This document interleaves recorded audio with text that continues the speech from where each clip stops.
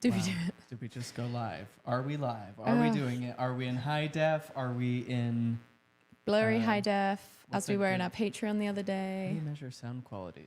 How do you measure a year in the life? In coffee, in technical difficulties. We did a professional filming the other day, and they had to put this gel on my highlighter because I just always put highlighter on my cheeks. That's pretty intense. But you're glowing. You look And now radiant. I know it's such a I look toss like up. a corpse next to you. No, that lotion you put on, I feel like has left a nice sheen. Niacinamide.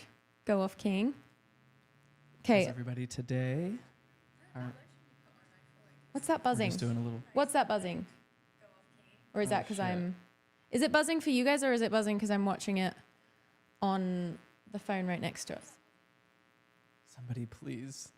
This is an important part of the Zelf live stream. You know this just like we do, okay, fam? This is just, we need some feedback. Can you guys hear buzzing, please? Okay, everyone's hearing buzzing. What do we do? What are you supposed to... Oh.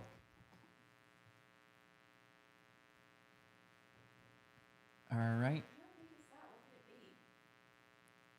I hear a refrigerator buzzing. Is it picking up? No, it's like a buzz buzzing. It is like a buzz buzzing.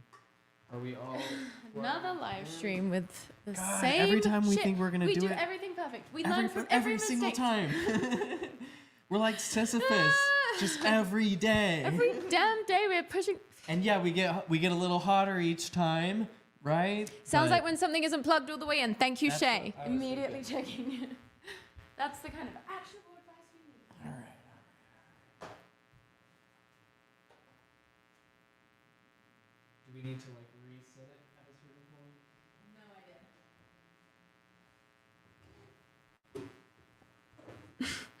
Love the opposite vibes today. I know. I was saying I look like the Claymation podcast, and Tana looks like the mime.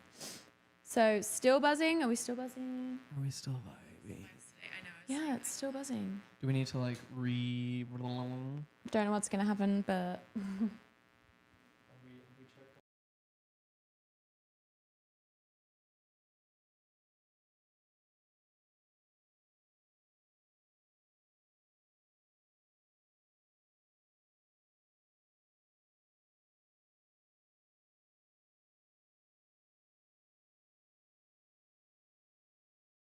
difficulty intermission? Are we still buzzing? I think we're back. Oh, Don Smith hears no buzzing. That's a true believing fan right there. There's never been any like, buzzing. Oh, like, I don't hear it. I don't hear it. I refuse No, to hear there's it. a really strong buzzing. That is an extreme buzz.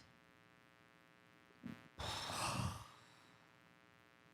could this happen to us? We try so hard Help, to there's be a good buzzing people. and we're live. We are once What are we gonna do again about this? soliciting John DeLynn for tech support mid-live stream. We cannot keep asking I don't for like it either. Mormon Stories podcast to troubleshoot. Okay, I'm just gonna redo. Oh God. Oh no. Oh no.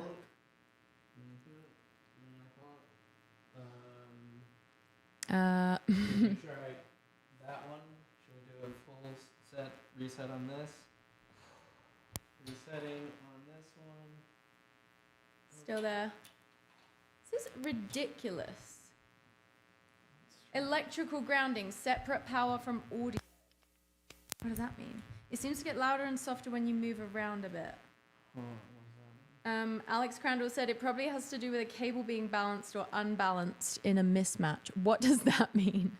Use real words. We're not geniuses, Alex. You think we work at Apple? We're- We were. Surely. You must also, be why is using it saying Sam's Zelf? We said no grounding. Sam's. Was it in the settings of this?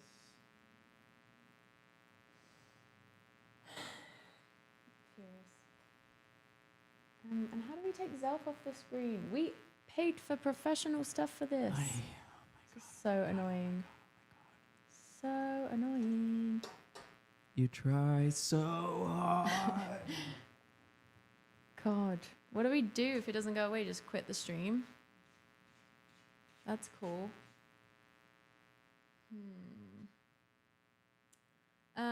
Sam's XLR cable. Switch Sam's XLR cable. What's an X? It's Sam's. Everyone's saying it's Sam's. You guys are amazing for being willing to troubleshoot this with us. buzzing stopped for a quick second when Tana was just messing around with it, so I think it's Sam's. Check phantom power on Sam's connection to the interface. I seriously have no idea what those words mean, but I can't believe there are. And I know that the fact that it says Zelf on the screen is a lesser problem, but it is still bothering me. Well, here's the problem. I don't think we have another one of these cables. Do you have one? What did that do? Another one of what cables? The mic cables. No, we don't have another one. But is it like... If the cable's jacked, Is it like that the cable's bad? that's what it's. No buzzing now. Oh, thank God. Hello, are we here? I think I still hear it. No buzzing now. Wait. No, it is still there. Hello, are we here? It's definitely still there. This is what they tried to save us from. When you unplug your mic, it stopped. It came back when you plug your mic. So then what do I do?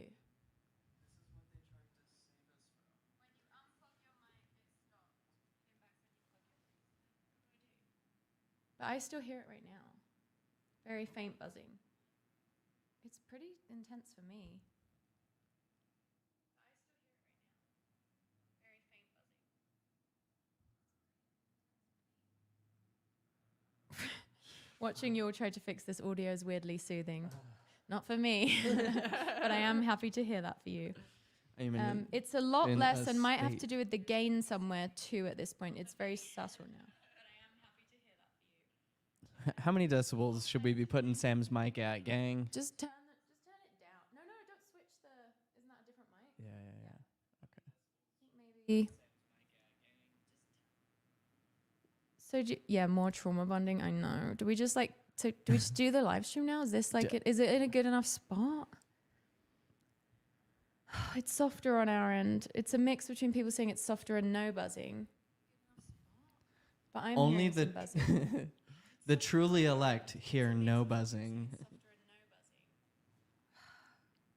It's totally workable now. It doesn't seem workable to me when I listen on my phone. Well, hopefully everyone is not just listening on their phone, because that is a tragic way to be listening to high definition audio. You should be watching on your TV in your living room while your children roam free. With your Bose surround sound, blaring out the sound of your neighbors. John DeLynn told us no liquids around the new equipment, but I'm having a cup of tea. Am I the asshole? It's I put it far away though, and I usually never spill tea. Yeah, me neither. Never spilled once in my life, and you can take that to the bank. Okay, well. Here we are. Hi, guys. We should at least plug the merch while it's on the table. This is the amazing mug Tana designed for the Jack Whalen School of Literary Tricks. If you know, you know. Patreon gang, sound off in the comments. Are we able to see our sorry. comments? There's the comments. Nice. It's normally the part of the stream where we talk about how we'll be accepting super chats and Venmo super chats throughout the stream. Our Venmo's in the description box. And our super chats are just in our aura. You can just pick it out of the sky. We're right here. Alex, good to see you. We were just talking about doing a second anointing episode. Do you want to do a documentary? Should we get together? Should we do that? Let's set up a meeting. Huh? Alex Crandall said, Okay, send thanks. a quick pic of the interface and current settings. Whatever setting Tana flipped helped a ton, truly. Oh, I'll see if nice. there's anything else that... What do you mean when you say the settings?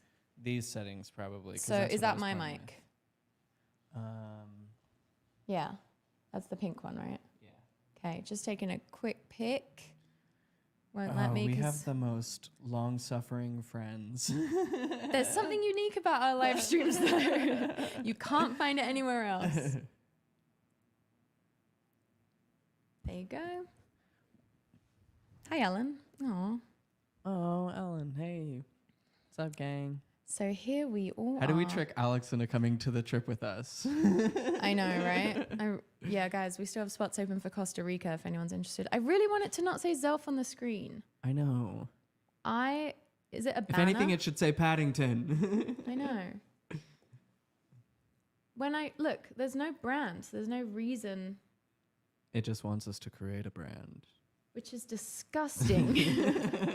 I would never ask. Everyone's always trying to make us a brand. They're like, here, take these professional microphones. Become an LLC. You're fucking yourself over with camera. taxes. We know. Okay, layouts. Anyone have any big fun plans for this weekend? Going on a little staycation or hitting up your local library? Because in the basement they have a fight club down there. So Leave us off, start the tea, yeah. Well, let's just dive into the Am I the Arseholes, because I need to be distracted from my equipment stress while we kind of fall into the safety of this stream. It always takes a while to kind of get into a live stream. Do you think in a John way that Dehlin feels was safe. trying to sabotage us with a tech upgrade? He knew we couldn't live up to the... He was trying to take us. It's like We'll that. get you, John. Like when people finally become rich, who have been obsessed with getting rich all their lives, and then they realize it's not for them, or like it's not going to be the thing it's like us. Okay. It actually sounds so good. Love you all for trying so hard for putting on a great stream for us. You This guys is are like when simp- someones bombing I on know. stage and everyone gives them a standing ovation I know. anyway. I'm like, let's not address it any further. But if there's anything anyone thinks we can do or change, then just please tell us. I will be watching. It's foreplay. That's so good. Okay. Am I the arsehole? We're using the subreddit Am I the Arsehole, for anyone who doesn't know that. And we didn't pick ones in advance. I think we're just going to... Aw, Jared from the other room sent us a super chat saying the loves of my life. Jared. That was sweet. Oh, we were on the same one. How nice. Yeah, should we start with this one? Serendipitous. Yeah. Let's do it. Do you want to read the title? Am I the asshole for humiliating my daughter by treating her as she has been treating others? I think for everyone, we should try and guess just based on the title alone whether they're the asshole. And I would say probably yes. I don't think it's treat others as they are. If you see them doing something problematic, I think it's especially if it's your daughter, you're supposed to be showing her an example of how to behave. Yeah, exactly. But I'm willing to go in with an open mind. Sometimes a dad's got to do what a daddy's got to do. How about a mommy? Let's see it. My tone isn't going to come off good in this post. That's a bit of a self-tell up front. Humiliating your daughter sounds like a rough I know. And then immediately saying, my tone isn't going to be good. Everything I have to say here today, it's not going to be good. If anyone thinks I should turn down my audio levels, like if it's we have super chat commenter Jared Anderson on the set. Say whatever you want. You got a 30-second I think my account got hacked, and somebody sent you guys a super chat from my YouTube channel. We'll so take if it. You can refund it. No, I need a win is a win. For those of you who don't want to have YouTube take a third, or you don't have YouTube super chat set up, you can Venmo super chat us. If you just got here, I'm going to periodically be reminding you of that throughout the stream, because we use these Friday streams as a fundraiser for the channel, and we really appreciate any and all support. Back to the dad. And if you guys can get these guys to $200, they said they'll take me to Disneyland. We didn't say that, yeah. And I've only been once, so I want to go again. As a not Mormon, so I can have fun. I don't know that that's the factor in whether or not it's fun. It is for me. Hateful Tanner. That's a little boy's Squashed dream, his is to be dream. drunk at Disneyland. He's wanted that since he was 3 years old. I'm like, Mickey is an upholder of white supremacy. Open your eyes. So true, babe. Okay. I am not officially trying to take down Mickey Bernard Mouse of We have Disney nothing bad Incorporated. to By say. For the legal way. reasons, we have I don't- nothing bad to say about Mickey Mouse. I even feel bad saying the D word associates. out loud. I do not want to get sued. No, we are team the Disney company Yes. corporation at all times. All times throughout all history, we welcome all our autocratic entertainer Yep, because industry we're not even an leaders. LLC yet. We truly cannot afford a lawsuit. So Please. please send us money so we can afford to become an LLC. I don't know if that takes money. It does But it would motivate me. Okay, so am I the asshole for humiliating my daughter by treating her as she has been treating others? My tone isn't going to come off good in this post. I am extremely disappointed in my daughter ever since she has been at college. She commutes to campus. She used to be such a kind person, and now she has this higher and mighty attitude. Anytime someone asks for help, she will either be condescending, tell them it's not her issue, or straight up call them dumb. I have talked to her so many times and it always results with her telling me she is an adult. I would love a specific example of a way that someone's asked for help and she said it's not her issue. Oh, he's going to give one. Sometimes I've noticed sometimes parents who feel that their child has like learned something or evolved in some way, experiences it as being condescending, when it's like, no, I'm just maybe sharing information or a perspective that someone's just before, like become liberal. Yeah, exactly. When people become liberal at college, and then it's like she thinks she's better than us just because she's just like not down with racism anymore. Anyway, one example is saying that someone who needs help, you're just dumb. Dumb, yeah. Unless they really were like really created a situation for themselves. I'm like, I'm sorry, I'm drawing a boundary. Like I do not have to deal with that. I'm sorry. Like, she needs to think like a businesswoman. When I was in college, my mum paid me £40 to teach her to copy and paste. I said to her, Mum, you don't need to give me £40 for that. It's really 2 keys. I mean, I can teach you so quickly. And she was like, no, I want to learn it right. So I want to offer you money. I would never like got money for chores or anything. I know, that's like $50. But I don't think she can do it to this day. I gave her a lesson. I just think that's so funny. She should get her money back. Yeah. I didn't have a money back guarantee. It was under the table. You've got no legal protections. None. Just like us, if we come up against Walt Disney. So one example is my son asked for help with an essay. He was learning MLA formatting and didn't understand it. She saw I was helping him and made comments about him not being the smartest. I shut it down, but damage done. He already has confidence issues with his grades, and she knows that. Oh, she does sound like a bit of an arsehole. That was a bit That resulted in argument. She is taking an art class. It's not going well for her. I can paint, and she asked for help. I told her everything that she has been saying to other people in the home. She started to get really upset when I made a comment about her not being smart. I finished with telling her, this is how you make others feel when you do this to them. She is refusing to talk to me. My wife is pissed that I humiliated her and is calling me a dick. This one has now become, I'm now 50-50 on this one. It sounds, sorry, go ahead. No. It sounds like she was doing something, she was acting poorly. Asshole-ish, yeah. Yeah, being an asshole. You know, you shouldn't call people dumb when they should not call people dumb. Don't have to be condescending. But if we want to help people like learn, I don't know that the answer is just to like be an asshole to them, and then it's like now you know what it's like. If someone is being an asshole to you, just like unprompted, then you're like, wow, great lesson. Don't be an asshole. But if you're in like a teaching opportunity, especially as a parent, as a father, yeah, maybe it's like just having more of a conversation. I think where I'm a little bit more sympathetic to the dad is it was such a parallel example. Like the son asked for help with MLA formatting and she was like, no, if you can't do that already, you're dumb. And then she came and asked her dad so it was like a very parallel example. So I'd kind of have to see it, I think, to have like a real judgment on it. Because I'm like, is that humiliating? I feel like that's pretty like standard fare for parents in like a non-abusive way. Sure. If there's like such a specific example like that I don't know, depending on like how, like, if it was like a campaign of like but I'm like, is that like humiliating her?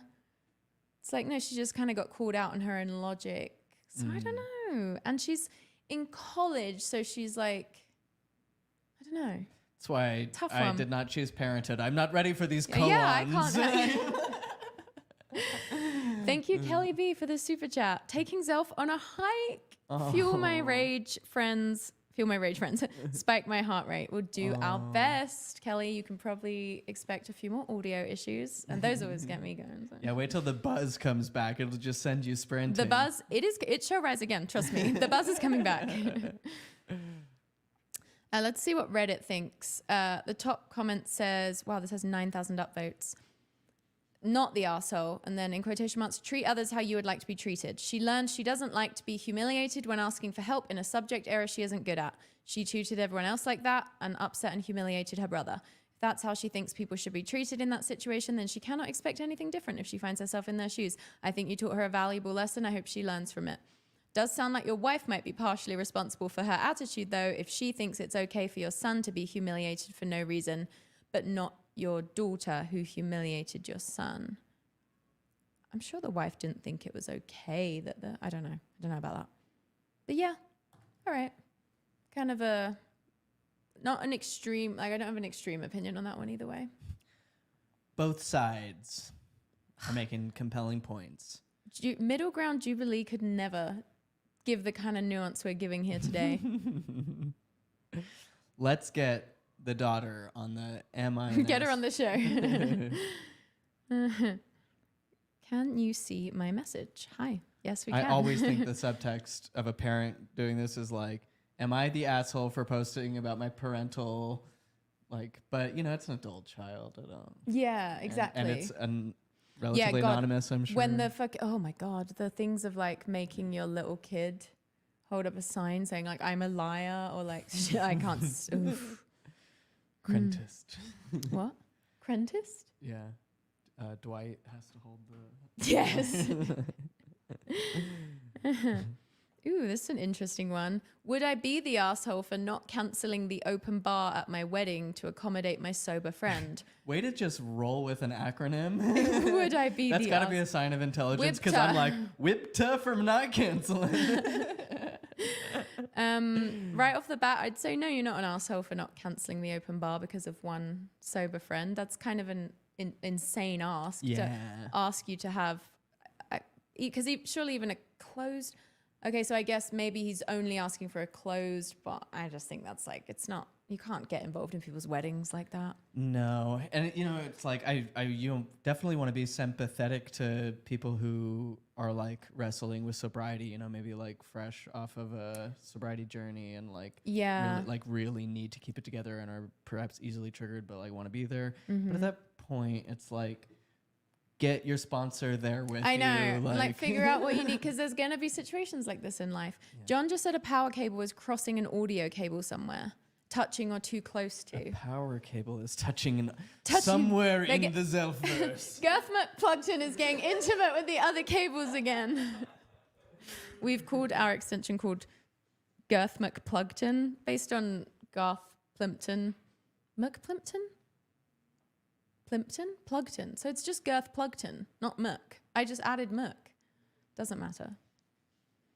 Make sure power cables aren't touching cables.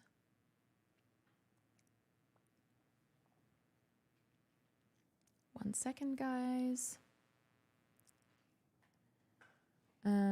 Mixer power cable, laptop power cable. Oh, laptop power cable. We've got them all touching. What counts as touching? Touching should definitely count. They've always been touching, though. Touching is all they've ever known. To separate them feels so wrong.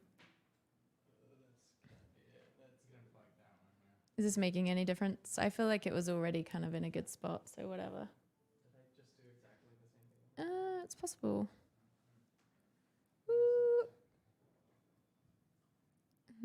Everyone said we're good, Tana. I think we're good. Do you want to read this one while I drink my tea? May I? All right, not canceling the open bar at my wedding to accommodate my sober friend. My 27-year-old female wedding.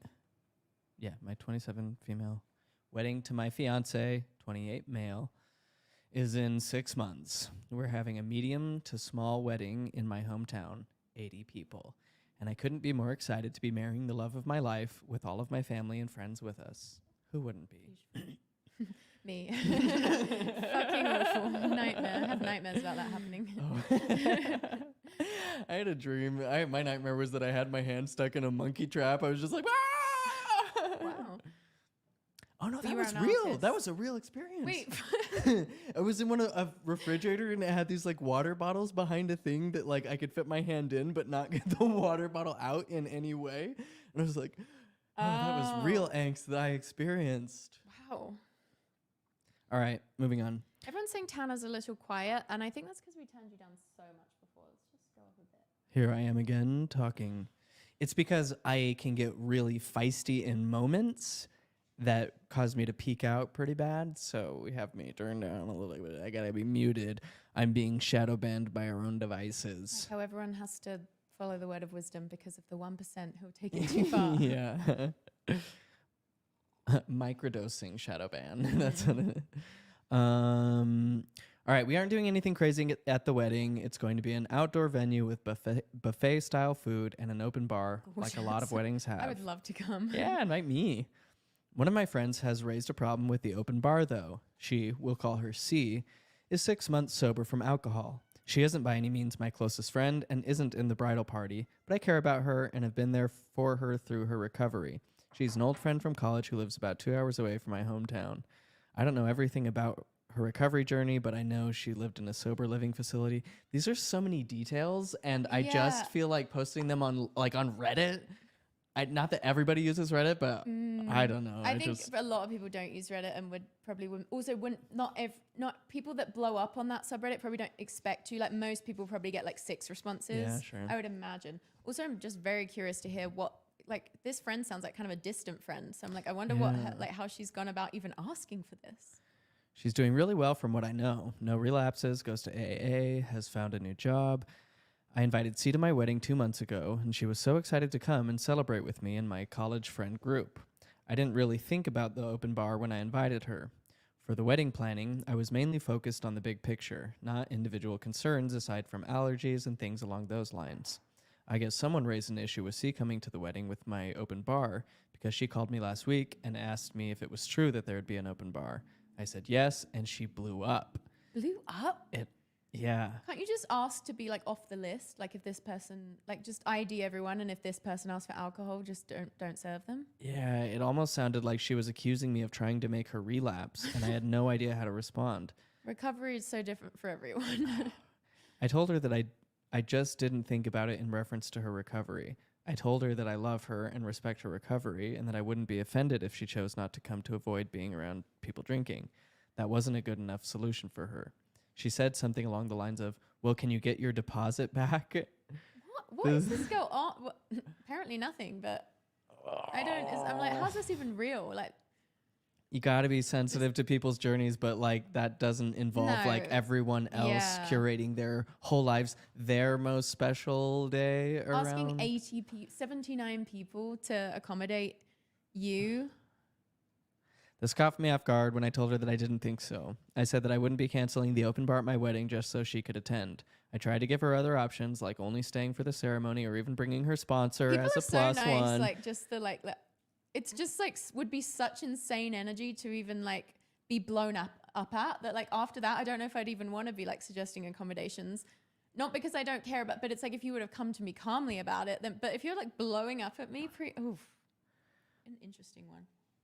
My wedding is supposed to be about me and my fiance, and I hate feeling like an asshole for having the wedding that we want. Absolutely not. I want to give this person some grace. I'm sure, like, however she's reacting now has got to be, like, way less than whatever was driving her to need to, like, formally recover and maintain that. And I'm sure that, like, not enough time has passed for her to, like, really deep heal from that, and is still probably, like, struggling in a lot of ways, and whatever pain was pushing her to alcoholism is probably like surfacing really strongly and maybe making her act in ways that she might not in other ways act, you know, if she had a little bit more time. It definitely feels symptomatic of like a larger like situation with her mental state, just because it's like so out there. Yeah, but like if you have your sponsor there, like that seems like, because it's, if you're saying, oh, if you have an open bar, you're basically like making sure that I can't show up without drinking. You know how I am. Like I will have a drink. It's like 6 months. Like you've made it 6 months. So like, is this wedding going to be the thing that brings? I mean, I know anything can be a trigger. But it's like if it's that intense, like going to the grocery store is going to be like an opportunity. You know, it's those kinds of opportunities are always presenting themselves, and you just have to like, you're going to have a first wedding where there's going to be an open bar, and then there's going to be another wedding when there's an open bar. And it's like every day, one day at a time. Just get everyone to cancel their open bars. Full send every time. Thank you, Becca, for the Venmo super chat. They said, a month ago, I would have jumped on the Costa Rica trip, but unfortunately, I've recently been let go, and with a big move coming up, I just can't take the financial risk. I hope it's a beautiful time for everyone. Count me in next time. That is so sweet of you to send us a super chat when you're going through that. Thank you. Having been let go combined with a big move is like the two single most stressful things you can go through. So besides the monkey trap. Damn. I'm really sorry, and I hope that things improve for you ASAP. Yeah, and we will see you on the next trip because I'm sure things will turn up. Try physically moving your cable further away from anything else with power as much as you can. That will probably reduce the buzz. Electromagneticism, I want nothing to do with it. John DeLynn, always check for buzzing before you go live or hit record. That's a thing. Buzz check. Buzz check, vibe John, check. I have tinnitus. It's always buzzing.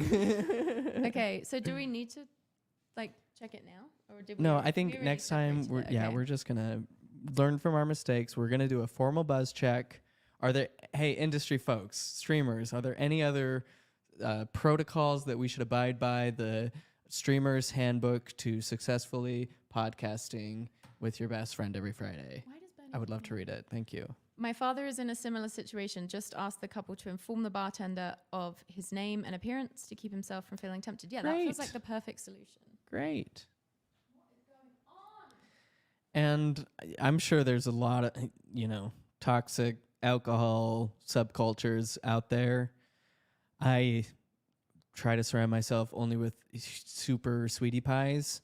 So I'm like, if someone was having a sober journey, even all my drinking friends would be so supportive of that, They'd want to be like mindful and it's not peer pressure in the classic sense, Yeah.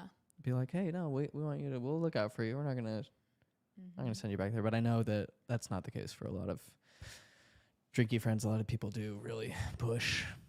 That's kind of insane though, for anyone to push someone who's like actually gone on like a legitimate sober journey. That's like an insane. Yeah. I feel like I can, sometimes, even this is like not cool. And I feel like that's what people have been learning in recent years, thanks to, I don't know, just like Instagram therapy and just every idea being advanced. But like sometimes I feel like a friend will be like, no, I'm like lying low tonight. And then another friend will be like, come on. And I'm like, even that is obviously like but for someone who's like fully gone sober, I'm like, that's a brutal, like it's hard to imagine the type of person that would try and talk someone out. I guess someone that didn't believe they needed to recover. I could see like friend groups where everyone has a really bad problem with substance, where it's like really driving some self-destructive habits and maybe seeing somebody else progress out of that is like a reminder of the way that they're not able to grapple with it and like wanting to. Don't you still think even then that's kind of wild? Oh, I think it's wild, but it definitely happens. Yeah, I guess it's like you forget that like every type of group and person exists, and like especially with alcohol, it's had a long time to fester. What do you mean?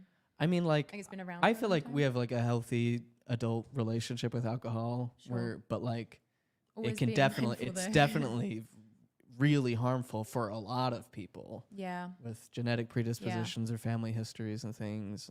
And so. Yes. Let's move on to a new one.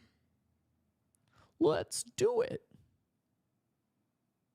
Am I the asshole for eating my roommate's specialty donuts?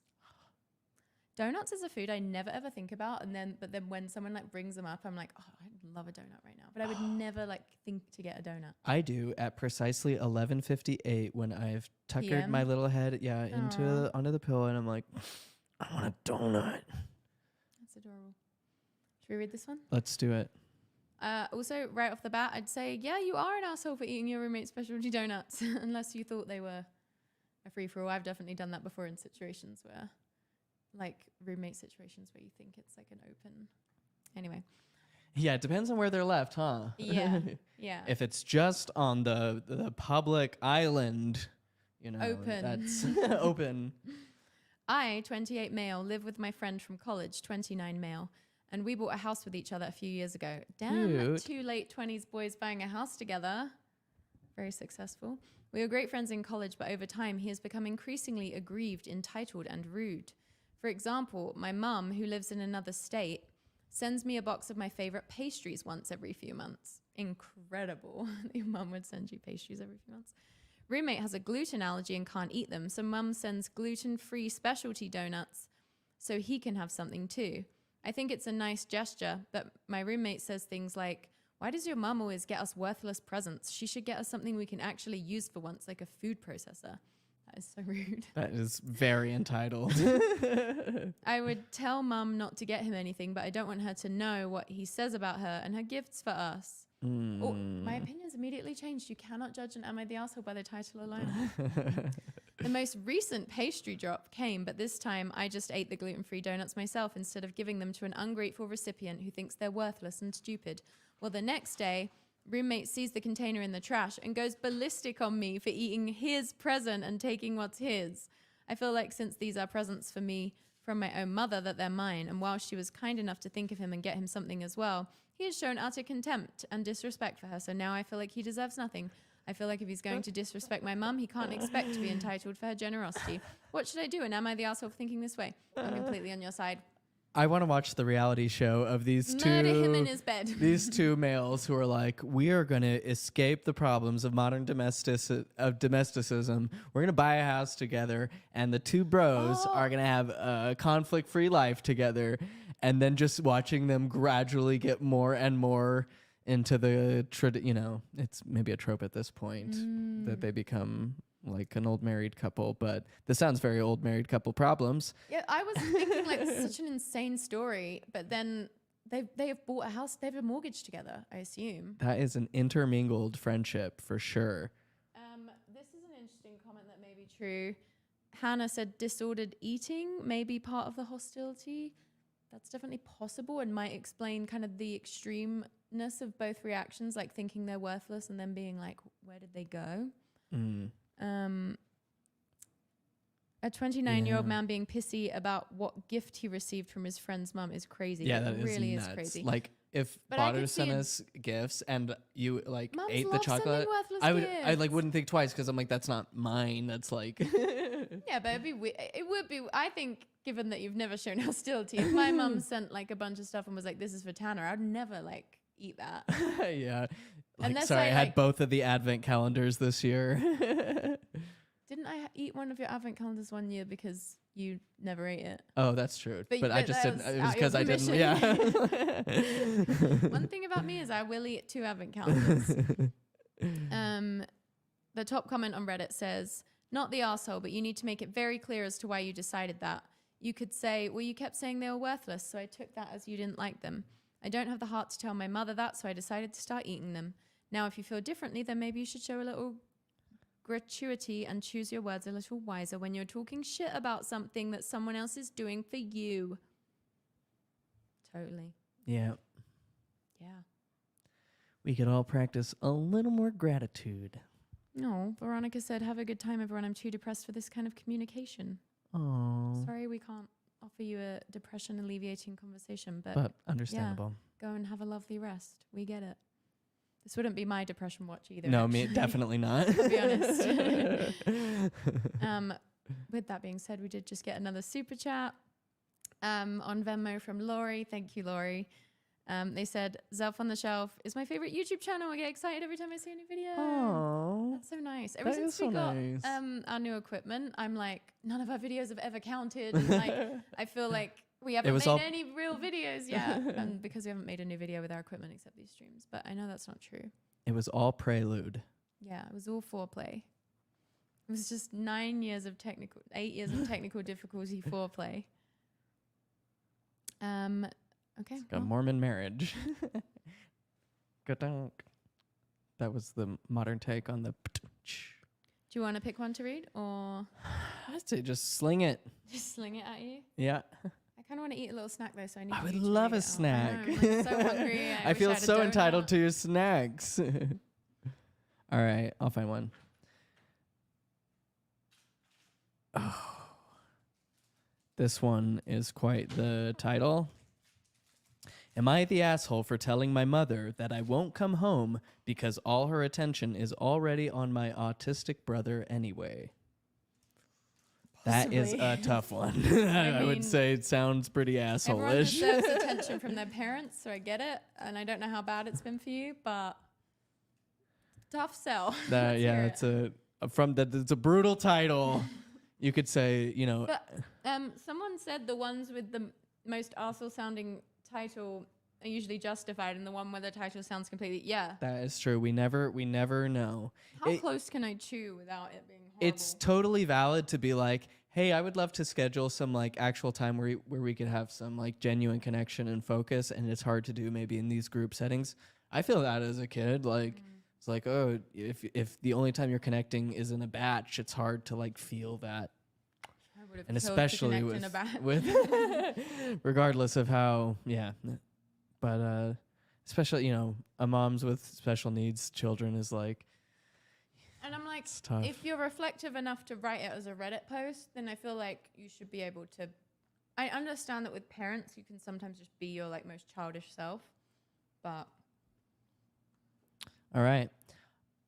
I, 25, female, thought I was close to my family when I was growing up. I left for college at 18, even though I've made a lot of visits to my hometown. I really don't wish to live there. I'll give you a bit of context before asking it if I am the asshole. See? Acronyms. I have a younger brother, 22 male, Jason, who is on the spectrum. I love him very much. Jason has a lot of challenges. He cannot speak, has developmental issues and several neurocognitive problems, as well as general health problems. Understandably, taking care of Jason was a pretty difficult task for my parents and I when I lived with them. It all fell upon my parents' shoulders when I left home, so much so that I could barely make meaningful phone calls and conversations with my parents. Whenever I went back home, my parents barely even noticed me. They spent their whole day trying to take care of Jason and didn't honestly care about what I was saying or the fact that I had made a long trip back home just to see them in person. How old is this guy? 25, female. Oh, okay.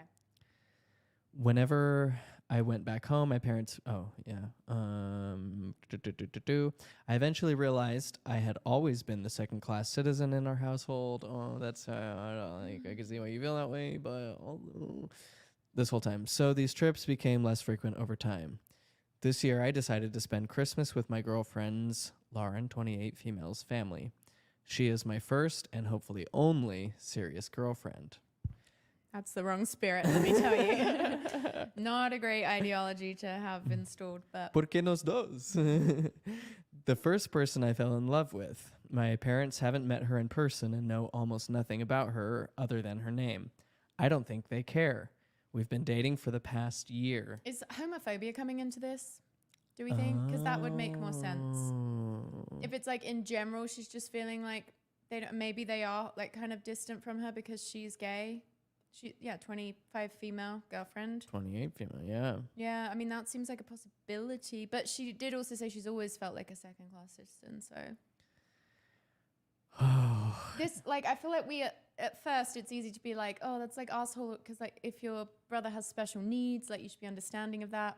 But then it's also like, it's kind of also just a regular family system, regardless of whether he has autism. Like, it is still a parent's job to care about every kid and make every kid feel cared for. Yeah. So I'm kind of feeling a bit more understanding to her. Sounds like they're exhausted caregivers. I mean, yeah. And Hill says, tell the parents that paragraph. Totally. Yeah. Send that to them. Like saying, you only care about my brother anyway is like not going to communicate that. Yeah. Mom called me yesterday and invited me over for a visit at home. She hadn't called me all this time. I was the one who gave her a phone call like once every other week. I said I would not like to do that. When she asked me why, I said because my being there wouldn't even be noticed because of all their attention would be on Jason anyway. My mother started crying and saying she was doing the best she could all this time. Moms are always doing the best they can all the time. Not all moms, I guess, but... And it doesn't make it easier, but... as an adult, at least, it is useful to reckon with for your insanity. I felt pretty bad for making her cry. Was I the asshole in this situation? No, this is just complicated human emotions like and growing up and growing within family systems where there's a lot of conflicting issues. Yeah, it's like a tough one as well with just like adult parent relationships because you still have those like childlike parts of you and impulses and needs that are being triggered by your parents. So I can understand kind of just was probably nothing, right? I think Banksy just knocked the camera Cap. thing off. Yeah, people are saying, part 1, this one is complicated. Feeling unseen on a kid is hard. Yeah, truly a tough situation. Yeah, this one feels like a very gray. It's like you communicated in a way that was unhelpful. Haven't we all? But it's almost like she needs to like give herself more grace. And then maybe that will also help with the being able to approach the parents. Yeah. How many of us like didn't know we were feeling a certain way about a certain thing until like the situation forced us to like express ourselves in a hurry in a way that just it's just like you're doing this or something is happening that's awful, and then later you're like, oh, I didn't even realize that was like building, and now given a little space and time, now that it's out, I can kind of observe it and realize, oh, maybe here's some of what is causing that, and if I can maybe now take the chance to express myself a bit better. Well said, Tan. That's for you, by the way. Oh, yay! These are my favorite vegan protein bars. If anyone wants a vegan protein bar that tastes like a candy bar due to the sugar. Okay. People are saying yes, Luca J. Luca J said. Luca J. The real arsehole is the lack of proper caregiver services available to disabled families and children. Yeah. Okay. Brilliant. Well said. You won. Move on to, am I the asshole for stealing my girlfriend's dream job? Also, are you guys enjoying these Am I the Assholes? Are these interesting to you? Because if you want us to chat about something else or shoot the shit more, we're opening to doing that. In Arizona, they just passed a bill so stay-at-home mum caregivers will get paid for it. That is amazing. Also, I'm really realizing that I need to get new contact lenses because I can't really read this. Can you read that good? I can read that.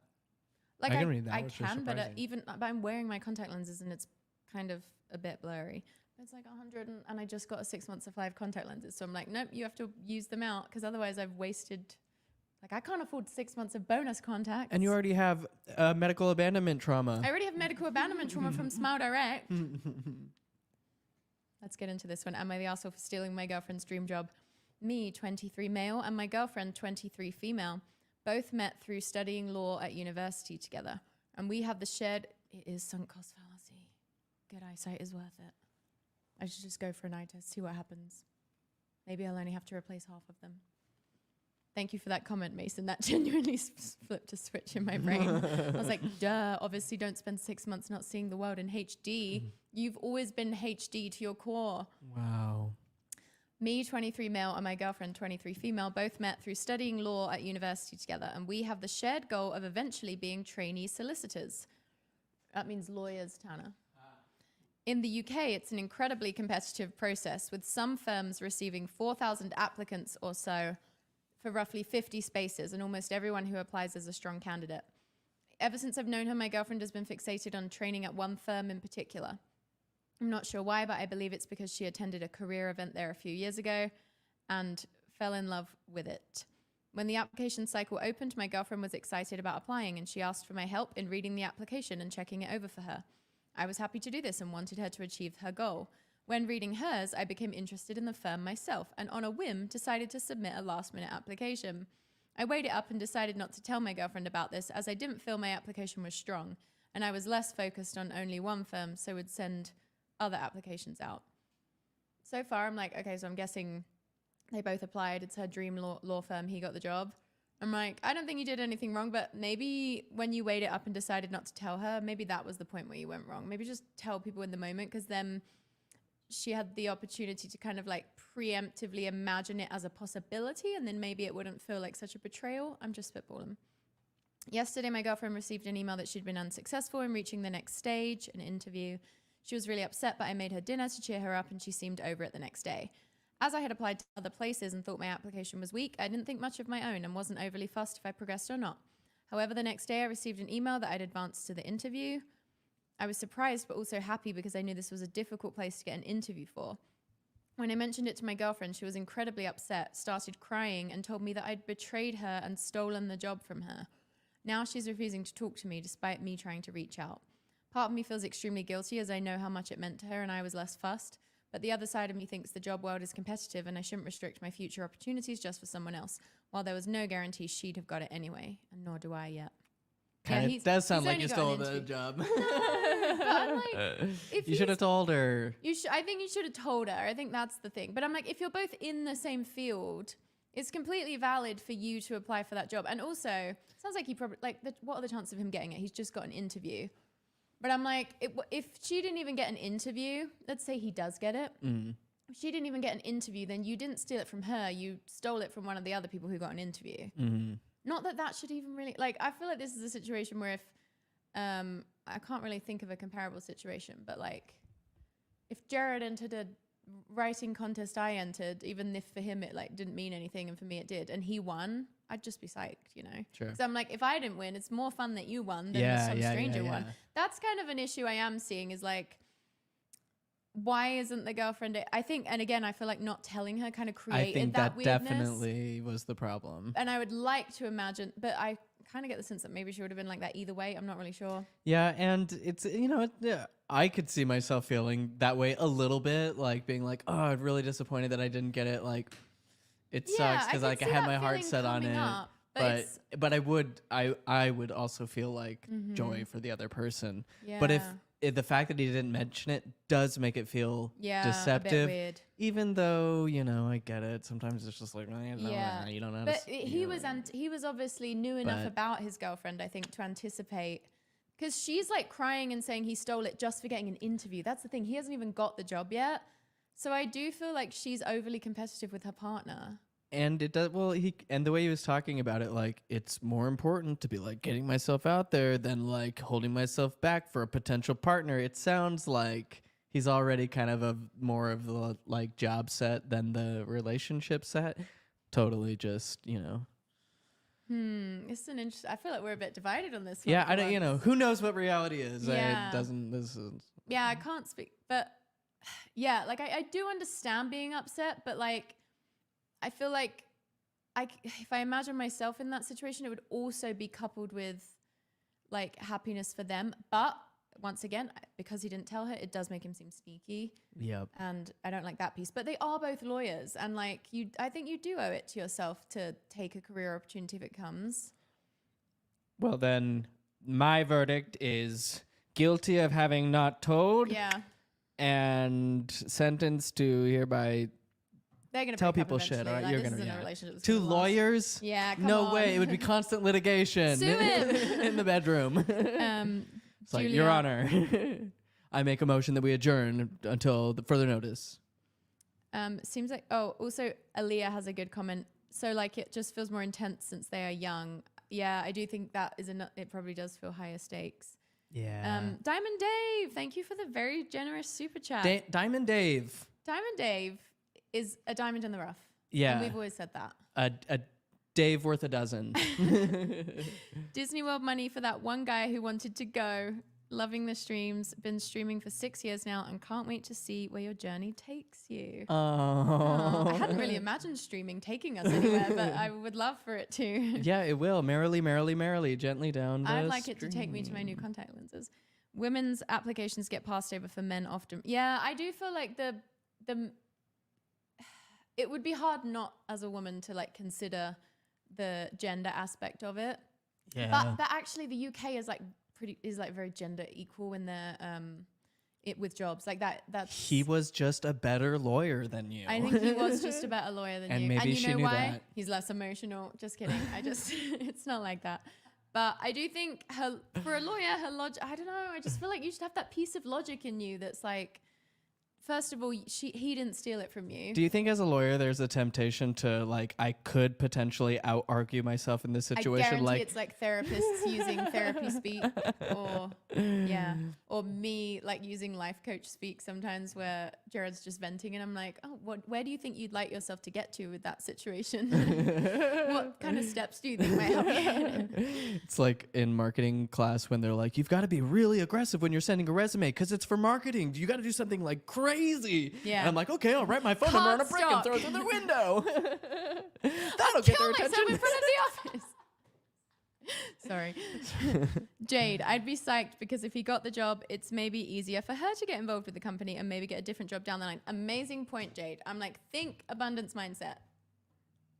Totally. Also, he did not get the job yet, so it's actually that's what I think is kind of insane. Is well, unless she's he hasn't got the job yet. The fact that she's like sobbing and saying he stole it from her does feel a bit extreme. Unless it's more tied up with again the betrayal of him not telling her, which we cannot stress enough. Yeah, I if I could, I would cry too. Is what I'm trying to say. I would imagine.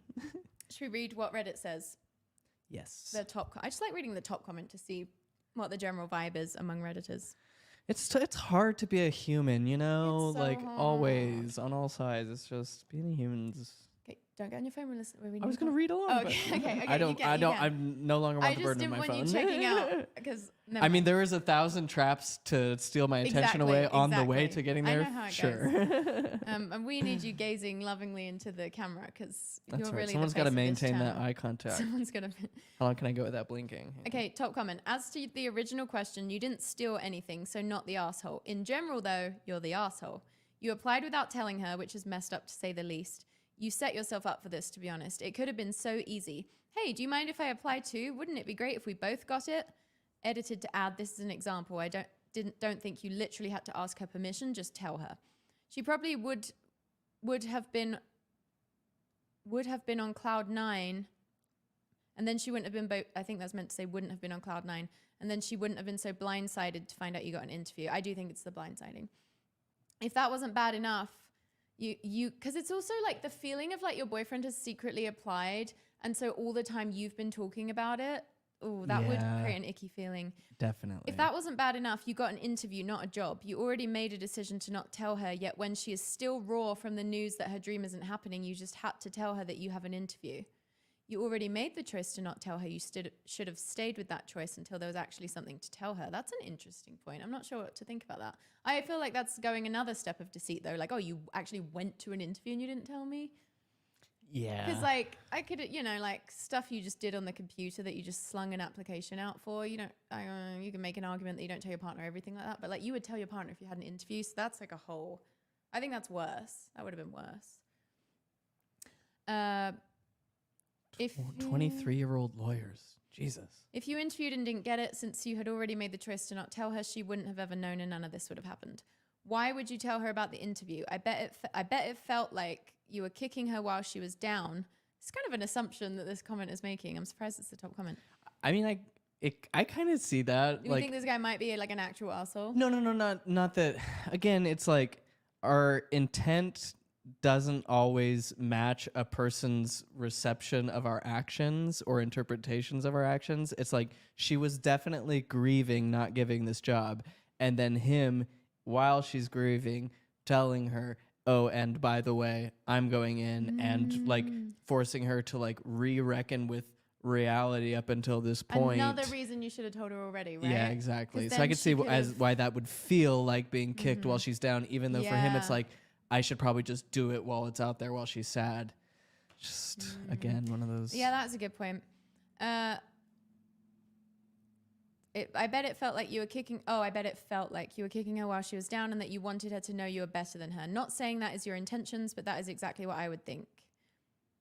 And then the next comment says, exactly. Dude's not a good person at all. Genuinely hope she finds someone else. He'll make a spectacular lawyer, though.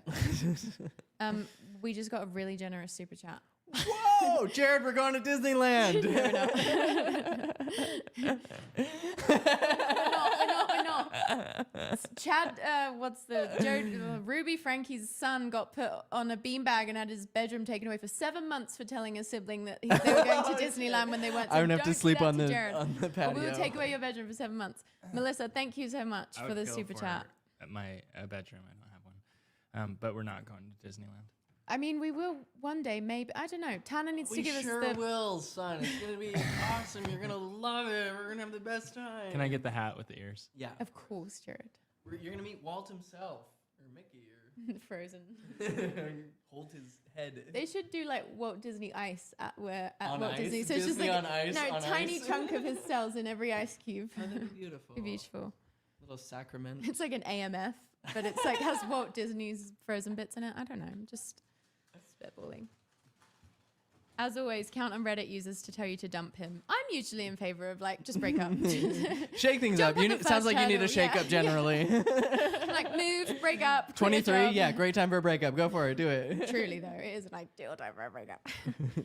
Yep. So I think we do think that was some asshole behavior. It may have also though been motivated by fear, and so want to have some compassion for that. And just like that, And not getting a job like makes you feel vulnerable. Like, I wasn't good enough. They don't see me. It's tough out there. And I do think if he was like, "There's no way I'm gonna get this. I'm just shooting it out." But I'm like, did you really just like fling it? I don't imagine you could just like casually get a job at a law firm if it's super competitive. What, you just like weren't too fussed, flung out an application, barely tried? I think he's probably underselling how hard he tried. I guess unless it's more of like a templated thing. Or maybe it really is a boys' club. Yeah. Hard to know with all of these. That's about the price of a ticket to Disney Paris. So true.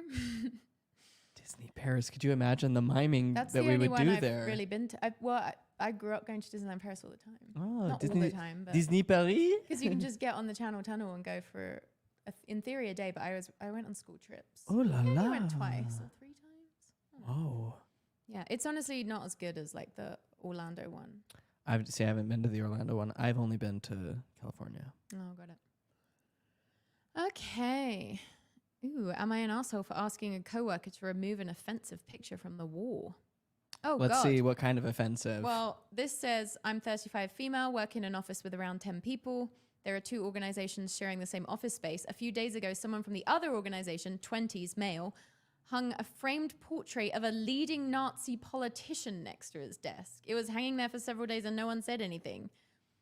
That is wild. Yeah, that's nuts. That's pretty nuts. They said in the edit, some people have questioned the authenticity of this story, but it is true. I was flabbergasted to see the photo. It wasn't a picture of Hitler, but a very famous Nazi politician. The other people didn't raise any issues with it or speak up about It's it. like Himmler. Some people said that they didn't even notice it, even though it was framed and about the size of A3. Whoa. Edit 2, apparently it had to do with some inside joke. I don't know the details. Oh, the person in the photo was... How do you say that? Gibbles? I think it's pronounced Gobbles. The photo was official portrait style. The person in the photo was wearing a complete Nazi uniform with a swastika armband. Even if an inside joke. I mean, A3 Very in the office, distasteful. absolutely not. Full-on swastika in the office. Not pleasant. No a shared way. office space. Come on. This person's like, my partner is the grandchild of Holocaust survivors. I'm like, you don't even have You to... don't... Yeah, Yeah, like... Doesn't have to be even. And Yeah. the fact that you are like, yeah. Even more horrifying. so, but yeah. Apparently, I informed my boss and my team about the picture and that it makes me uncomfortable. I also said we should think what we're signaling by allowing this image to be hanging in our office. Now, Yes. some people think that I'm a sourpuss with no sense of humor. I'm sorry, what? Nazis! Oh, you can't take a joke with all of our Nazi decor. You just don't like Nazi decor. What's wrong with you? Come on. Prince Harry did dress as a Nazi for, like, I could imagine, I think this is a British story just based on them saying A3. I don't know if that's, and they're using organizations with an S. But I could imagine a British person thinking it was just a funny joke. Aaliyah says, what a weird inside joke to bring to the outside. Yeah, it's like, why don't we keep that one inside? I do think putting it in the office is weird, but this person is saying that people in the comments are like questioning whether it's true, and Hannah said this has to be a lie. But I really can't imagine British people thinking it was just that. There's like a certain like leeway given to comedy, hence why Prince Harry, a fucking prince, didn't know enough in his 20s to not go dressed as a Nazi to a party. Because I think in their minds, it's like, well, we defeated them. So it's not like we don't actually glorify them. It's like sarcastic. Oh, I would have surely gone to a party dressed as a Nazi in high school or in college. I Definitely. had a friend go as a member of the Ku Klux Klan. Yeah, that kind and of our thing. black friend went as his dog, which I know sounds completely wild, but it was just kind of the spirit of humor that, I don't want to say at the time as if it was, you know what I mean? Yeah. Like, I wouldn't do that, but yeah. But now we know better and we do better. Now we know better, we do better. No, a lie about it being a joke. Oh. I threw a communist party in college. Yeah, you did. Is that as bad? Stalin killed a lot of people, but I wasn't like dressed. Well, I guess I had an armband. You did have an armband. But just a red armband isn't as like universally a known symbol of hatred as a swastika. Who was the guy you went as? I didn't go as anyone in particular, just as like a communist. So there was lots of like red decor, and everyone had like beards, and we had like a bread line. Who's that? And pretty bad. But people still talk about it to this day, I'll tell you that. Who's it's an insensitive yes. I don't know if this is a communist leader. Who's Che Guevara? Che Guevara, is he communist leader of good guy, bad Cuba. Guy?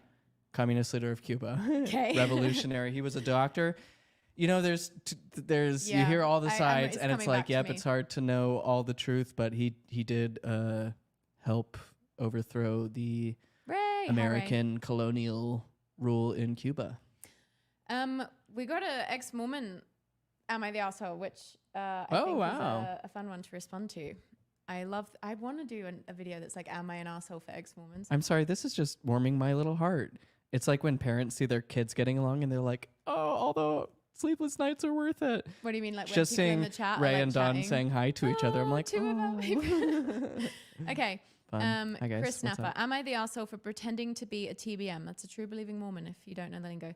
I hate lying, but my parents wouldn't accept me leaving the church. I love them and don't want to lose them, and I depend on them for help because I'm a disabled wheelchair user.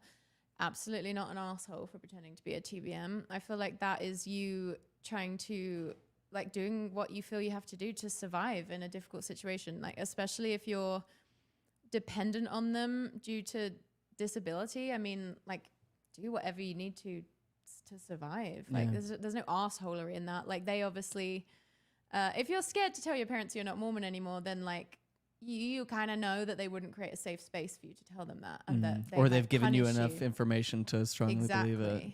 So I'm like, it's like that's a co-created situation. It's not like even all on you, that decision. Like, they've made that kind of an impossible decision for you. Yeah, that having sucks. to choose between like essentially your survival and the truth.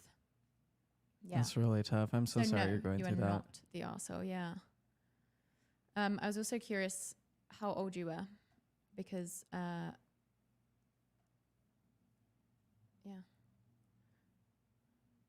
we tend to even.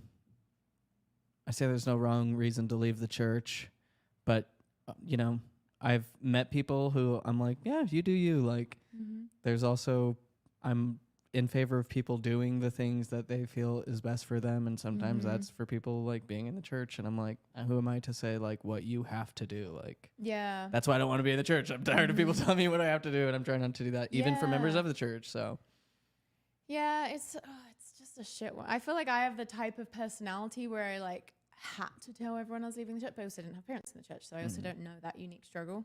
Well, I did too. When I left, I was like, obviously, have not been quiet about it. We were immediately like telling everyone on social media, you know, starting up again. Yeah.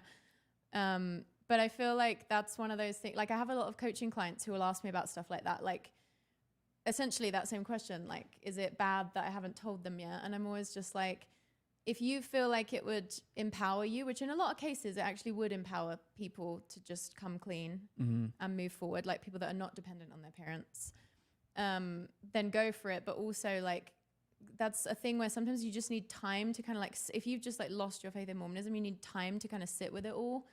And you know that once you tell your parents, it's going to open this huge can of worms. And it's like, you haven't even like stabilized from having lost your faith. So I don't think you should feel any kind of like moral pressure. Like, that's a situation where I'm like, lying's fine. If that's what you need to do to like buy yourself some time to be able to stabilize, because it is such a destabilizing experience, then like go for it, you know? And it's kind of the same with like, should you hide your coffee maker when your parents come over? I'm like, in general, I think it's good to not like hide anything just for your own like sanity. But I'm like, if you truly are just like not willing to like go through the drama and you just want to save yourself like a multi-hour argument, or you just want to have like a sheer survival need on your parents, like, that's tough. That's really tough. Yeah. Hopefully, I obviously not too familiar with your situation, but I have been surprised by a lot of, not all LDS families, a lot of LDS families have been like just that old style McConkie, if you're out, you're out. Like, I won't talk to my gay children kind of members. But there have been members who have surprised me, who, after the initial shock of losing a child, as it were, they kind of realize, oh, I didn't lose a child. They're still here. I still have a relationship. I still have to cultivate that. And once they realize that like nothing has to change other than their attitude, I've been surprised to see a lot of LDS people grow in that way. And I think that's one argument for tell them as soon as possible. Again, this is all dependent, but just because it's like a process that you might as well get started, because I do think sometimes it is a long game. But then again, it's like you don't have to get started until you're ready. Yeah. That's like, do you be safe? Like, yeah. Thank you to my eyesight is so bad. Immortal as the Stars for the super chat. First time catching a live. I was raised by strict fundamentalists, and I really love your videos. Thank you for what you do. Aww. Thank you. Thank you. I'm assuming Christian fundamentalists, or I guess it could mean Mormon fundamentalists. Yeah. Yeah. Would love a little clear. That's so nice. Did we finish this Nazi one? Oh. The Nazi's the asshole. Yeah. We figured that one out. It's one of those things where I'm like, even if you did just think it's a joke, then like the minute someone mentions it, just fucking take it down. Like, don't argue for a Nazi. Like, what? In 2024, that's like beyond low-hanging fruit. That's fruit that has already fallen to the ground, has already spent 2 weeks like rotting and fermenting. The worms aren't even interested in it anymore. Like, move on. The comedic field is rich and ready for harvest. And if you stretch just a little bit, you'll be the hit of The Office, I promise. Yeah, well said. I imagine Reddit is going to agree with us on this. Top comment is, your coworkers accuse you of not having a sense of humor. Was there something humorous about this picture? A friend's family had a picture of Hitler that was making fun of him and had an anti-fascist message. Yeah, that's a good example of, like if you're, do you remember a while ago there would be like memes going around and it would be like a picture of Hitler with like a Taylor Swift quote over it, and like, I don't know. I could see a world where you're like mocking rather than, there's that, never mind. Again, doesn't justify being in the office, but what? No, just what? Oh, Jared, where did you go? To Disneyland? Did you go without us? You guys really want to know where I went? Yeah. I think so.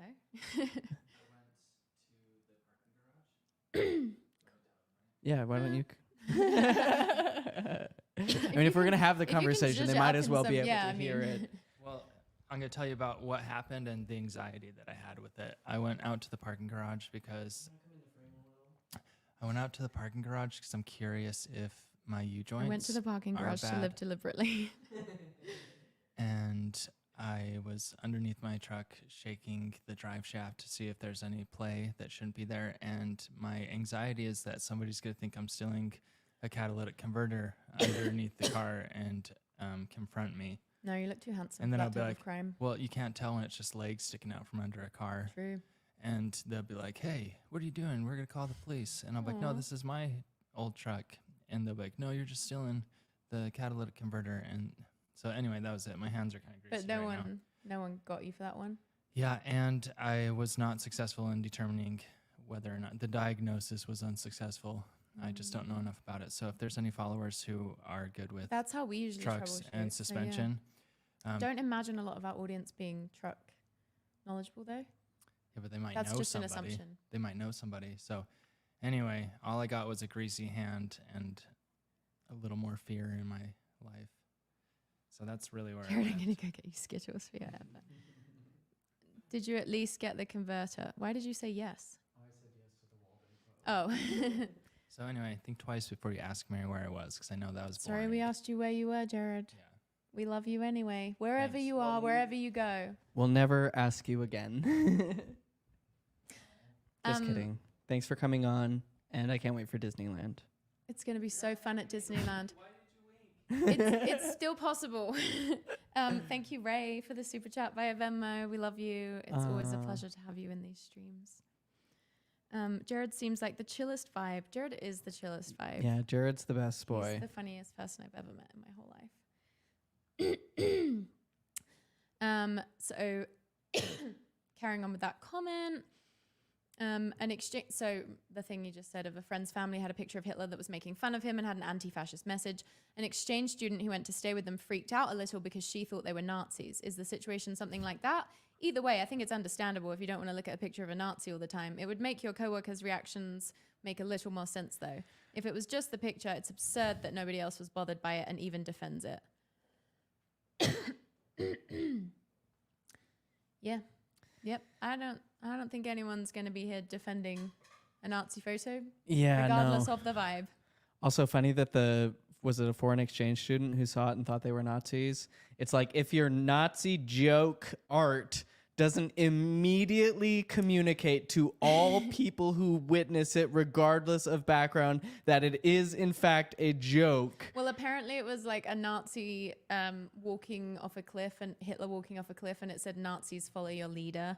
So it's very much an anti-Nazi message, but oh, I see. You know, but maybe if it was an exchange student, they couldn't translate it. So yeah. Fair enough. Any? Oh my God.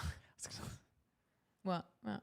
Am I the arsehole for tearing down my grandmother's house and leaving her and my aunt homeless? Yes, I would say you probably are. Probably.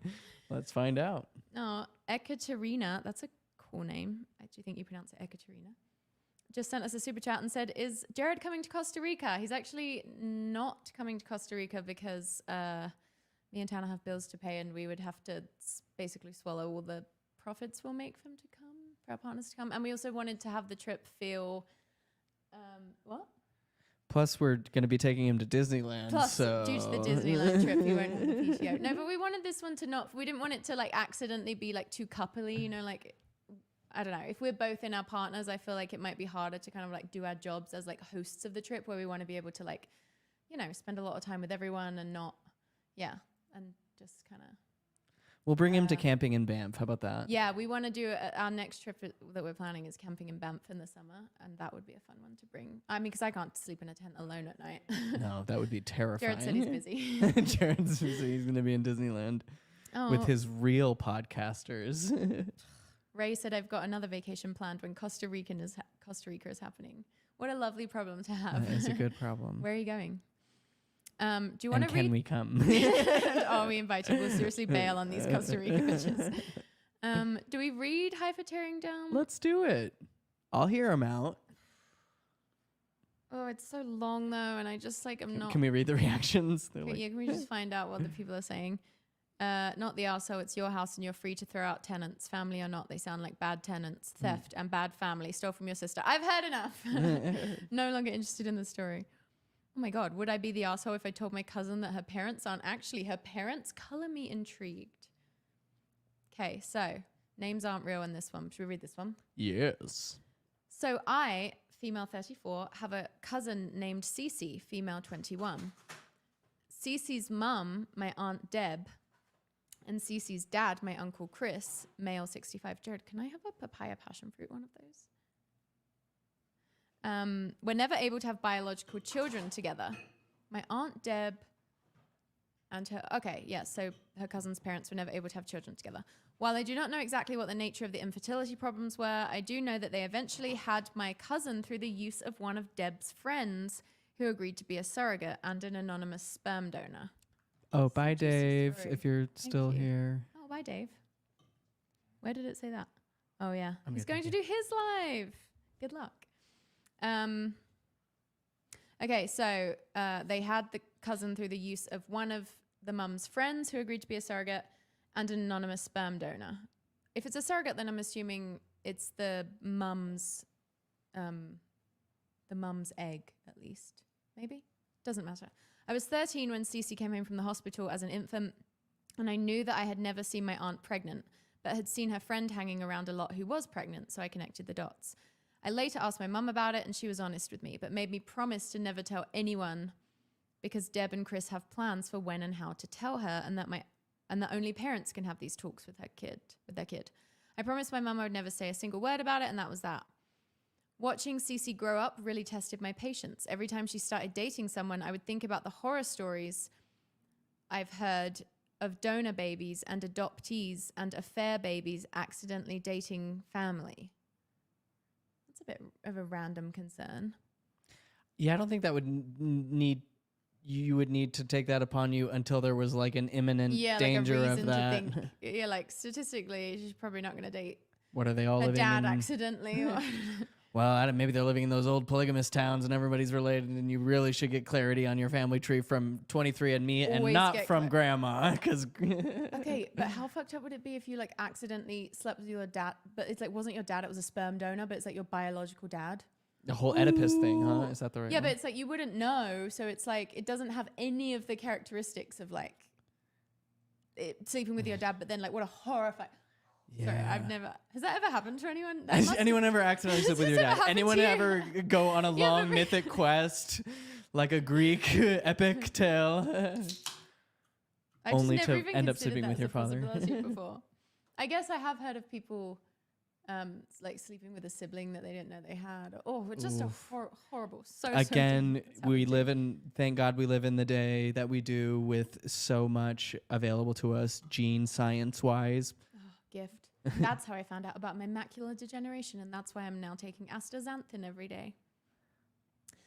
So basically this cousin is just like randomly stressing about the possibility that she might actually accidentally date family, which I feel like is like her projecting the fact that she can't tell this secret, but she like wants to.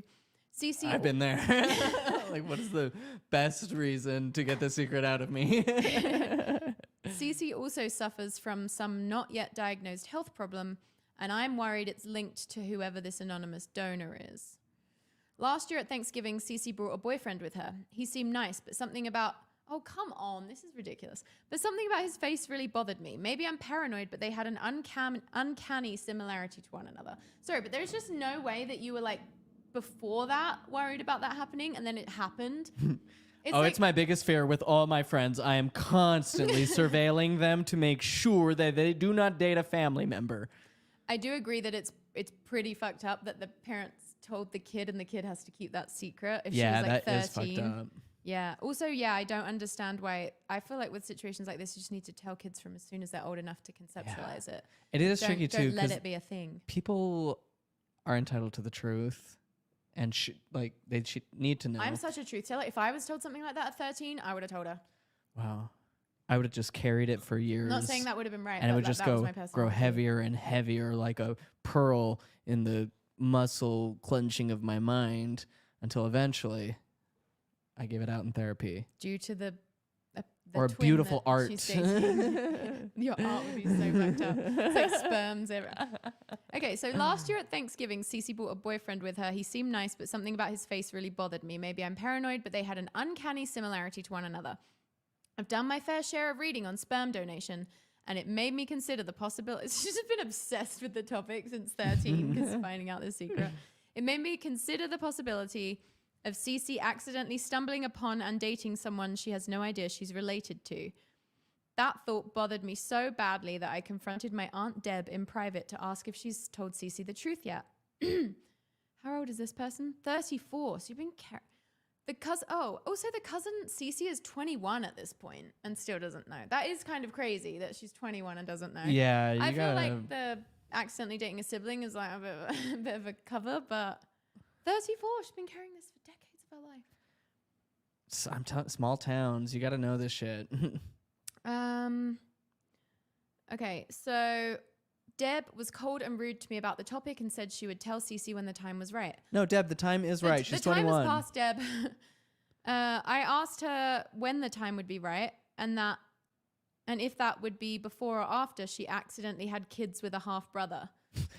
Again, just such an intense focus on... Is that like a common thing that happens? Like, how many kids come from one sperm donor?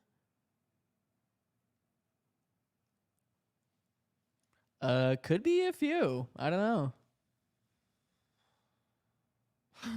I'm just like running through all the possible scenarios of like how you could accidentally sleep with someone you're related to, and it's totally possible. I'm sure it happens. I'm sure there's a subreddit. I'm gonna find it on Reddit right now. Like people that have Do I Google sleep with your accidentally slept with sibling Reddit?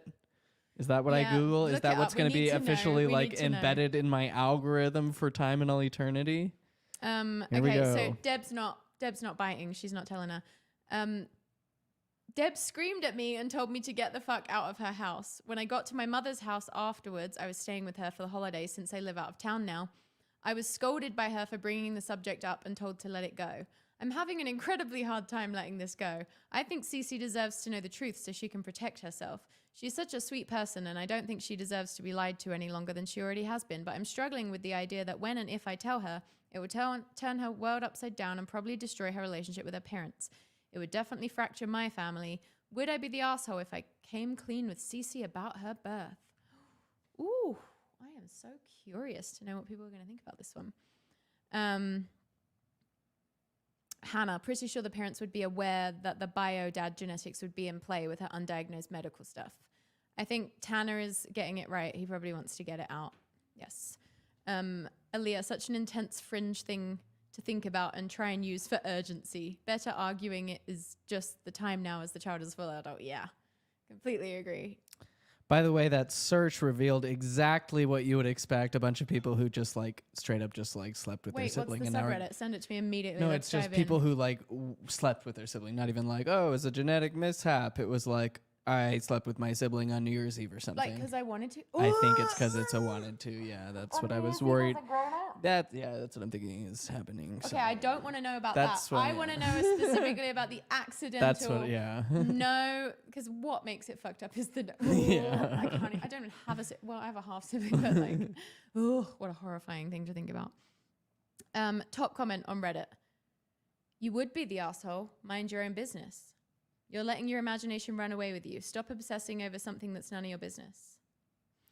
It's a little of your. It's been made your business, so we could have a little. Yeah, you've been carrying that. that secret since you were 13, presumably imagining that at some point she would be told, and now you're both full-grown adults. So I'm like, if you were told as a child and she was just born, and now you're both adults, and if I feel like you kind of do have a right to tell her, I don't want my cousin to tell me something like that. She's an adult, yeah. Next comment is OP maybe letting their imagination get the best of them. Maybe. But Cece is a 21-year-old adult and has a right to know accurate medical history about herself. There comes a point where mind your own business stops being a valid argument, and I think it's probably around a legal adult doesn't know their medical history because their parents want to preserve their image. Maybe the image is social or just how Cece perceives them, but ultimately that is what they are trying to preserve, their image. Ding, ding, ding, ding, ding, ding, ding. Like, I'm sorry it's so hard for you to have a real conversation. That sounds really tough, but people are entitled to know who the fuck they are. I feel like this kind of highlights how unnecessarily precious we are about parents being biological. Like, I remember growing up, it was still kind of like not debated. I think consensus was forming that like just tell your kids from the get-go like that they're adopted. Don't make it a thing where you like reveal it on their 18th birthday because then they're going to feel like the whole life is a lie when it doesn't need to feel like that. But I feel like it was still up in the air enough, like in the 90s, to where I don't really know where I was going with this point, but yeah, that just feels like so obviously the thing to do.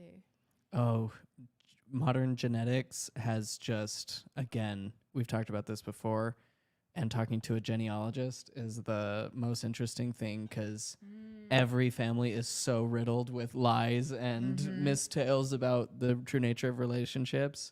Pete Hoyt, gene extraordinaire. Yep. Ancestry extraordinaire. What's the word? What's the word for family? Genealogist. Genealogy. That's it. Yeah. Oh yeah.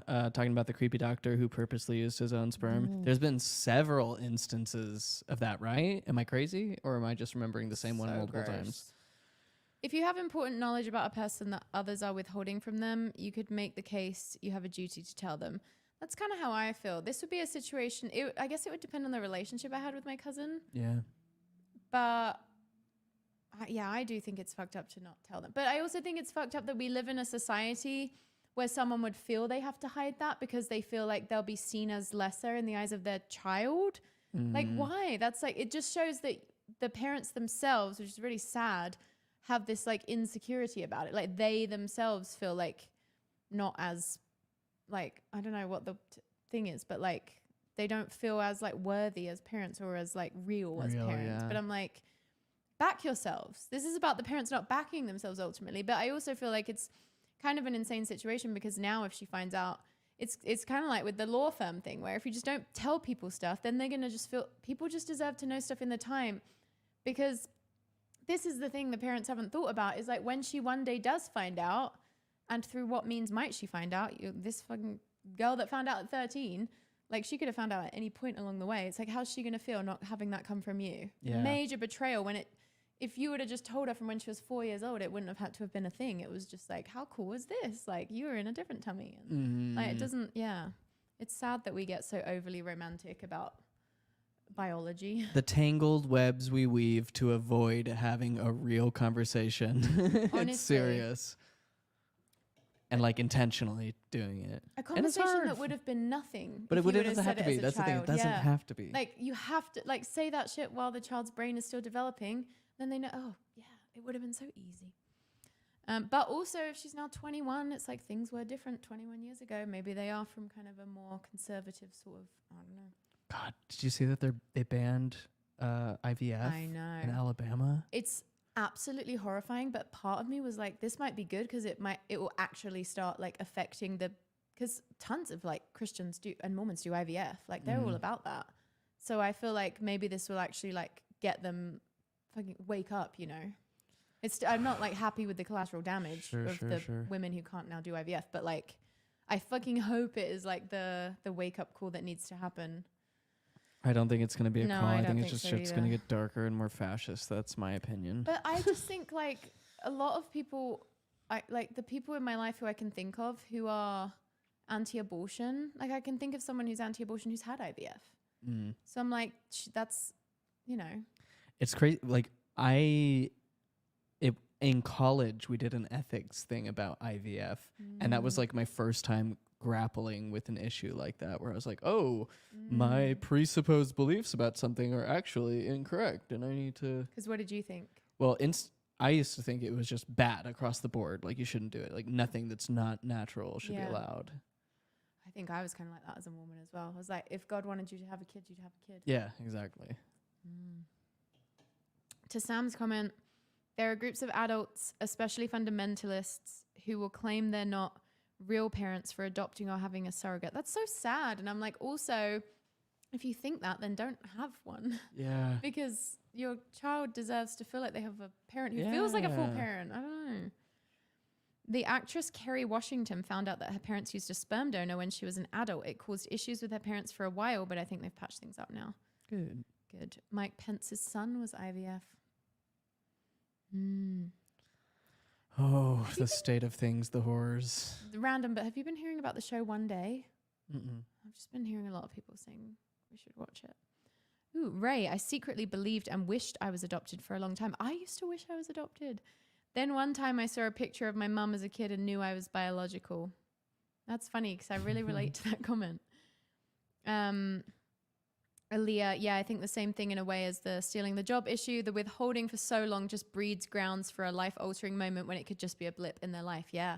At 4, it wouldn't even be a blip. It would just be like, oh, I'm learning about the world, and that's just a thing I'm learning. It wouldn't have to be this like scary, horrible thing because you wouldn't have built up any like ego about it yet at 4.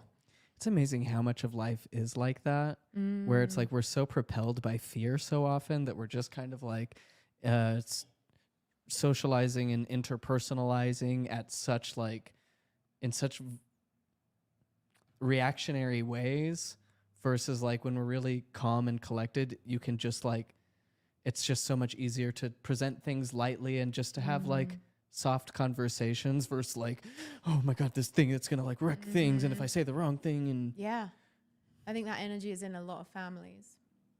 Okay, this is interesting. Amy said the one sister from Girl Defined makes catty comments about the other sister that adopted. Can you expound on that? Because I haven't heard that before, and I am so fascinated by Girl Defined. Like interfamilial ribbing in good humor in a way that she has. Girl Defined doesn't really make jokes. They're not really known for being so for their funny. Do you think it's the Girl Defined office is the one with the Nazi poster? Probably. It's like they share uncle. it with. Yeah. Am I the asshole for being happy the bride kicked me out of the wedding party for eating dinner? Were you not supposed to eat the dinner? Should we read it? Yeah. I almost prefer the ones that are more stupid and like have no consequences. I, 26 female, have been friends with the bride-to-be, 23 female, for the last 5 or so years, and her wedding is set for 3 months from now. She asked me to be a bridesmaid, and I was honored. She's the first of my friends getting married, and she has been a rock for me in some tough times and vice versa. So I wanted all the girls to be BFFs before the big day. Oh, she wanted all the girls to be BFFs. So last month she organized a hangout, and she had, sorry, I'm reading really poorly, that she had said was me and one other girl who I knew well. I showed up early and discovered that about 12 people were coming instead. Why would she, if her whole thing was she wanted all the girls to be BFFs before the big day? Oh, she just told her there was a hangout that was her and the other girl who she already knew well. Large groups are not great for me, but I was already there, so I helped set up. Unfortunately, I did not account for the fact that I was called in early to work that day and was asked to stay late. I did not eat all day, so when it was over, I asked if I could eat something. The bride-to-be suggested broccoli that was for when the guests arrived. Having not eaten all day, I said I was going home to eat a meal, and she expressed that I was really letting her down if I did not stay, and I was letting my anxiety get to me. Despite this, I was really hungry and had already met most of the girls when shopping for the wedding dress and had went to brunch to chat afterwards. All this is to say I left at around 6:30 p.m. I'm a bit confused. So first of all, for some inexplicable reason, the bride has like bamboozled this girl into coming to a group hangout, like by telling her it was just a 2-person hangout. Is it because she like knew she had anxiety and wouldn't be into it if she knew it was a group hangout? Because that's kind of fucked up. I feel like the way to interact with people with anxiety is not to spring upon them anxiety-inducing scenarios. Like, I'm trying to think of any reasonable explanation for, like, this girl was under the impression that it would just be her and the bride and this other girl, and then 12 people came. Like, it's quite the discrepancy. Yeah, that does feel like on the bride for that one. Anyway...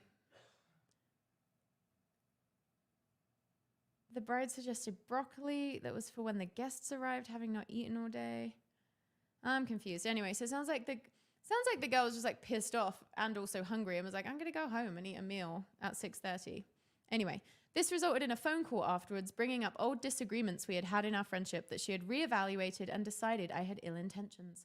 Over the next 3 weeks, she accused me of several awful things. One was that my desire to not get married made it likely that my relationship was going to end at any moment and ruined her big day. It's so random. I would love more context on this.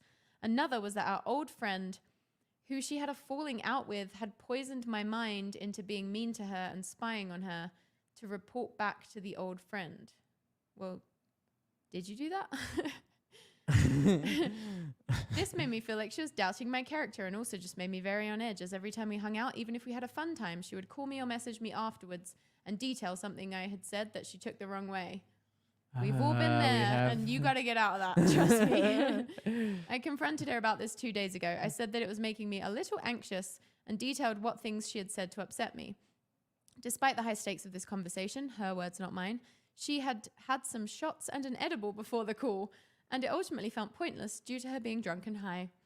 She called me today and told me I'm no longer invited. This is messy as shit. Messy as shit. She called me today and told me I'm no longer invited to be part of the wedding party because I'm not 100% in her corner. Her words. Am I the asshole for being happy about no longer being included? Nope. Sounds like you guys weren't a good match as friends. You guys should just move on. Don't even worry about who's the asshole. Just kind of move on. Get away. Even if you played into it at all, now is the time for a fresh new start. I mean, I guess like... Be honest with yourself. Analyze the ways you may have contributed to a toxic dynamic. Because I'm guessing, based on what I just read, that there's kind of it's like even two if things going on. Even if you're, yeah. I know. So, well said.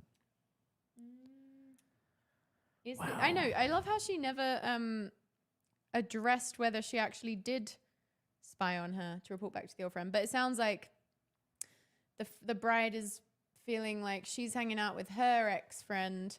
And it sounds like she's for some reason found out that the old friend like knows stuff that she would only know through this friend.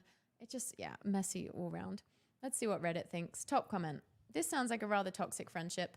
In my honest opinion, you're both better off without you being a guest at the wedding. Wow, I love it when Reddit's top comments agree with us. She's just not part of the party? Well, she's just no longer part of the wedding party. She didn't say whether she's still invited. She's still going, though. Wow. She said she was kicked out for going home to eat instead of attending a hangout, but this feels much bigger than that. This doesn't really feel like it's just about the eat thing. The eat thing sounds like a symptom of a larger thing.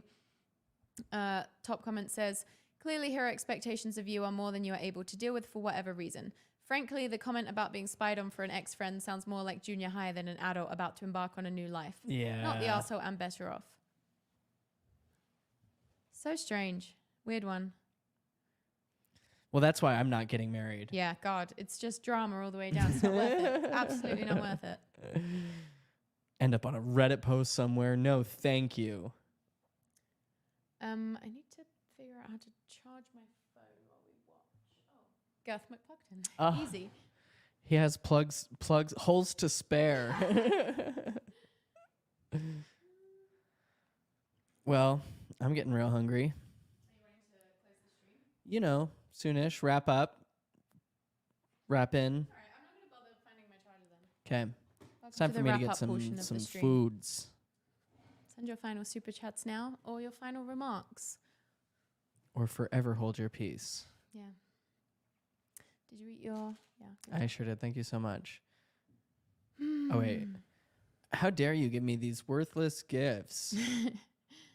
Tell your mama she's going to send us Nugo again. She can... I don't know. Did your mom text me back? Why'd you text my mom? Because to give her my new number. And I always have to do it in the day because I usually think about texting her at like midnight and then I'm like, oh, it's 3 a.m. there and or whatever the time difference is. Love you, Ellen. Oh, thank you, Lena. There's no comment, but thank you for the super chat. Yeah, thank you. We really appreciate that. Should we get donuts? Oh, we should get donuts. I'm so sad that what was it? Was it Big O donut? The vegan donuts closed down instantly. But I think they've been replaced by a new vegan donut shop, so maybe we actually can get donuts. There's a new vegan donut shop in town. It doesn't give a fuck. All right. Well, thank you all of you who participated in today's commentary, in today's live stream, and most importantly in today's super chats. Try not to be the asshole. Try not to end up, being a fool on Reddit. Don't be a fool. Try to be kind. When you're not, try to take accountability, I guess. Also, thank you to Alicia, who just sent us a super chat on Venmo and said, love everything you all do. That is so nice. Thank you so much. Also, Jade, I was just about to say this. Jade said, I have some content ideas for you if you're interested. Yes, we are interested. We always debate with the lives whether to go Mormon or not Mormon, or, we're just always like, we try and theme the lives just to like have some kind of structure, but we could really talk about anything. We have no preciousness about these lives. Right. It's really just all about the super chats for us. Yeah, we'll talk concrete if you want. Whatever you're interested in. Is that like Talk Turkey? I guess it's just like talking about concrete generally, like the mixing process, the various things you could add to it, the consistency you're looking for, the spreadability, the curation. Again, whatever you're most interested in, we'll talk about. Gorgeous. Well, I hope everybody has the best weekend. Yeah, we just put episode 5 of our Tennis Shoes Among the Nephites up on Patreon. So if you're interested in that series, you can go there. You can pledge as little as $1 a month to get access. I feel like it's getting fun. Yeah, like the first half of the chapter was like, there's a lot of descriptions, Chris. But then I feel like once the sister started throwing up, I was intrigued. Just being real. Always vomit gets my attention more than anything Absolutely. else. Former bulimic, Thank you, guys. Love you. Okay, love you. Bye. So long, farewell.